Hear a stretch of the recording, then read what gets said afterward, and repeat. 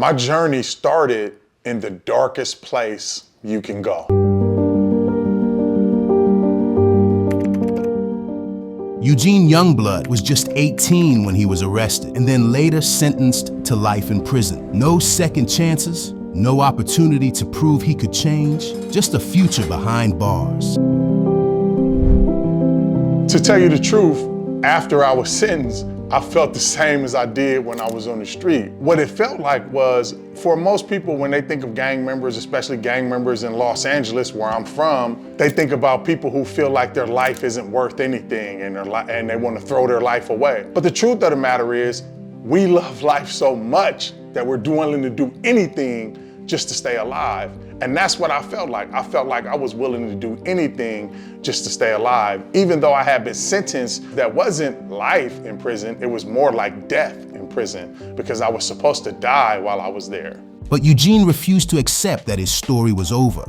He spent decades inside mentoring others, running programs, preparing for a future he wasn't even sure he'd get. To be totally honest with you, it wasn't always like that. Like, I didn't always have that sense of hope. It actually took me 10 years to really get on a path where I had accepted my own healing and get on a real healing journey. Prior to that, I was living in prison just the same way I was living on the street. And then what happened, unbeknownst to me, a little girl turned my whole life around.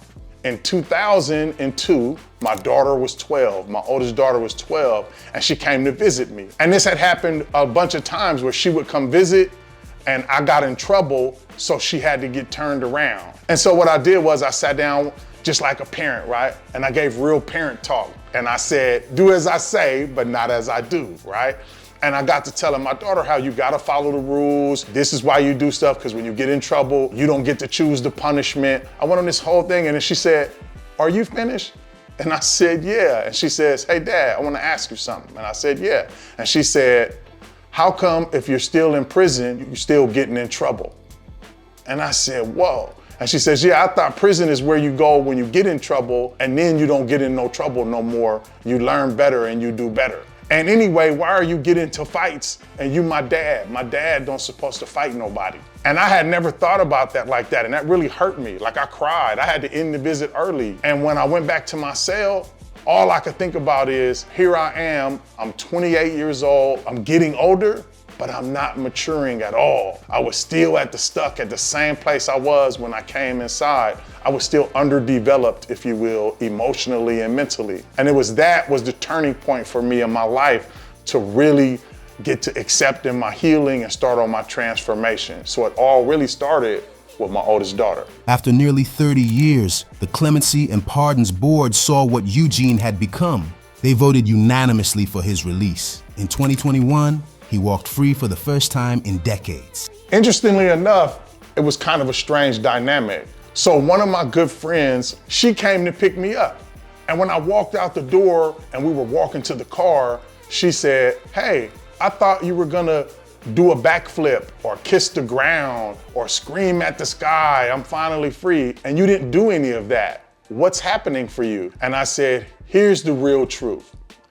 The sad truth is that I was in prison long before I ever went behind bars. The way I was living, I was caught up in this gang stuff. And the happy truth is, if that's the sad truth, the happy truth is that I was free long before they said I can go free. So long before today, before I walked out of the door, I was already free in my soul and my spirit. I might not give the outer appearance like I'm super happy, but I am, but that's just because I was already free. Freedom didn't mean the end of Eugene's work. It was the beginning of something even bigger. He didn't just rebuild his life, he joined the fight. He's now leading efforts to change the very laws that kept him inside for so long.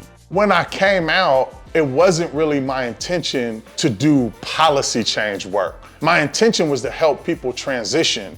And that was really what I was focused on, because that's what I was doing while I was still inside, is I was helping people pave the way for people to get housing, to get involved in education, to get a job. What I found out later was I still needed to be involved in policy change. I really knew that my voice mattered and my voice carried. I began to work with Dream. I started work with Look to Justice. In doing that work, it gave me the opportunity to do a lot of policy change work and criminal justice reform. And then I knew that this was bigger than me. It wasn't about me just being home. Now it had to be about me paving the way for other people as well. I'm gonna lay the platform for people to call in or write in so that they can speak for themselves and give them the opportunity to speak for themselves in a way in which other people aren't giving them that opportunity. Eugene's story is powerful, but it's not unique.